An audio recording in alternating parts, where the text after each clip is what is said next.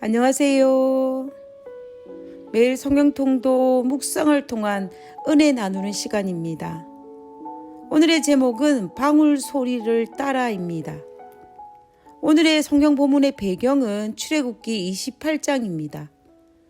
출애굽기 28장 34절과 35절에 그 옷 가장자리로 돌아가며 한 금방울, 한 석류, 한 금방울, 한 석류가 있게 하라. 아론이 입고 여호와를 섬기러 성소에 들어갈 때와 성소에서 나올 때에 그 소리가 들릴 것이라. 그리하면 그가 죽지 아니하리라.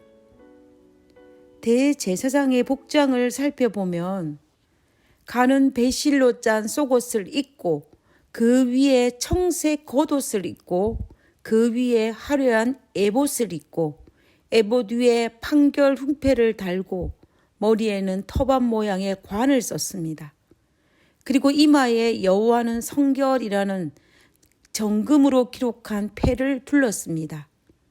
대제사장의 복장 중에 특이한 장식이 하나 있었는데 그것은 에봇 속에 입었던 통으로 짜여진 청색 겉옷 가장자리에 석류 모양을 한 장식 수술과 순금으로 만들어진 방울을 하나씩 교대로 달았다라는 것입니다. 대제사장의 이 복장은 대속죄일날 행하여졌던 지성소 봉사에서는 입지 않았지만 성소 봉사를 할 때는 이 복장을 입었습니다. 그래서 대제사장이 성소에서 제사 집례 시 어떤 행동을 할 때마다 딸랑딸랑 하면서 방울 소리를 내었습니다. 그러니 성전 봉사를 집례하던 대제사장도 신중하고 경건한 자세를 취할 수밖에 없었습니다. 그리고 성소에 있던 백성들도 딸랑거리는 방울 소리로 인해 하나님 앞에서 자신을 대신하여 대제사장이 집전하고 있음을 의식하였고 방울 소리를 따라서 그들도 그들의 생각과 기도로서 제사장을 따라 성소 봉사에 참여했다라고 합니다. 결국 방울 소리는 예배에서 제사장과 백성을 연결시키는 역할을 하였습니다. 그래서 만일 제사장이 겉옷과 방울 소리 없이 성소 봉사를 하면은 하나님과 백성의 관계가 깨어지며 백성들은 중보자와 분리된다라고 생각했습니다. 결국 백성들은 방울 소리를 통하여서 제사장과 성소 봉사에 참여하는 것이었습니다. 성소 봉사의 책임이 제사장에게만 있다고 생각하고 나는 제물만 드리면 된다라고 생각한 것이 아니고 백성들도 마음과 정성을 다해서 진실된 마음으로 성소 봉사에 참여하였던 것이었습니다. 저는 사실 오랫동안 제사장의 옷에 달린 이 금방울의 역할이 대제사장의 생사를 알기 위해서 달아놓은 것이라고 생각했었습니다.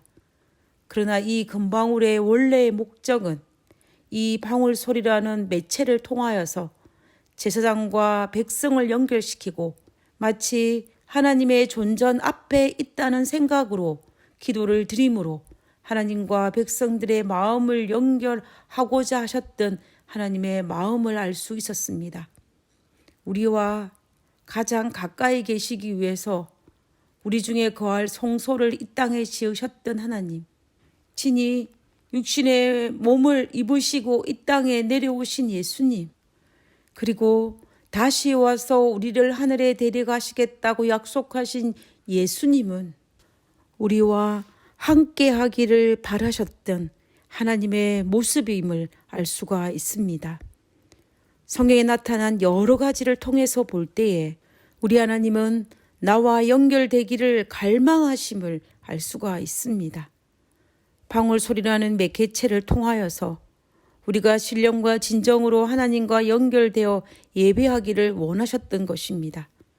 그 하나님께서 오늘 우리에게도 동일하게 우리가 신령과 진정으로 하나님께 경배하고 하나님과 친밀한 영적 교제를 통하여서 하나님과 연결되기를 바라신다라는 것입니다. 하나님은 우리가 예배를 드릴 때에 구경자의 자리에 서기를 원하지 않으십니다. 방관자의 자리에 서기를 원하지 않으십니다.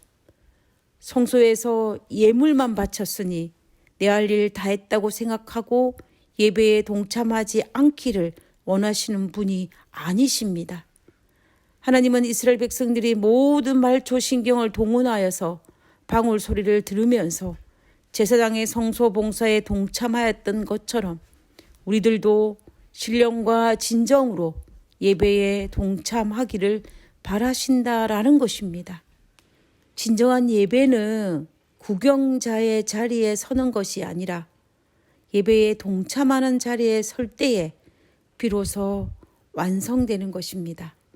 다시 말하면 예배에 참여하는 모든 사람은 다 같이 예배에 동참하는 자가 되어야 한다라는 것입니다. 방울 소리를 들으면서 제사장과 같이 성소 봉사를 하는 것처럼 생각하고 기도에 동참했던 이스라엘 백성들처럼 우리도 동일한 마음으로 예배를 드려야 할 것입니다. 우리의 삶에 예배가 회복되어야만이 우리 신앙의 활기를 찾을 수 있을 것입니다. 우리가 만약에 예배에 실패한다면 우리는 많은 것들을 잃어버리게 될 것입니다. 예배는 선택이 아니라 필수입니다. 그것을 아신 하나님께서 방울 소리를 통해 백성들이 예배에 참여하도록 한 것입니다. 오늘날 우리도 예배의 구경꾼이 아닌 동참하는 자의 자리에 서야 할 것입니다. 그리고 대제사장이 방울을 달지 않고 성소 봉사를 할 경우에 주어진 형벌은 죽음이었습니다. 대제사장이 반드시 방울을 달아야 하는 것처럼 예배를 집례하는 목회자들도 신중하고 경건한 마음으로 예배를 드려야 할 것입니다. 마음을 같이하여 예배를 집례하는 사람과 예배에 동참하는 사람이 함께 하나님께 예배를 드리는 것이 얼마나 중요한지를 이 사실을 통해서 확실히 알 수 있습니다. 오늘 나는 얼마나 신령과 진정으로 예배를 드리는지 우리는 깊이 생각해야 할 것입니다. 하늘에 계신 저희들의 아버지, 방울을 달게 하신 하나님의 마음을 이해하게 하여 주시옵소서. 그리고 저의 삶이 그 방울 소리를 따라서 하나님께 신령과 진정으로 예배드리는 예배자의 자리에 서게 하여 주시옵소서. 하나님, 지금은 비록 방울 소리가 들리지 않지만 하나님의 성령의 음성을 들을 수 있도록 도와주시고 성령의 음성을 따라서 하나님 앞에 경배하고 하나님을 찬양하며 하나님과 깊은 사랑의 교제를 나눌 수 있도록 오늘 이 시간 주의 영을 허락하여 주시옵소서. 하나님께서 우리와 함께 하심을 감사드리오며 거룩하신 예수님 이름으로 기도드렸습니다. 아멘.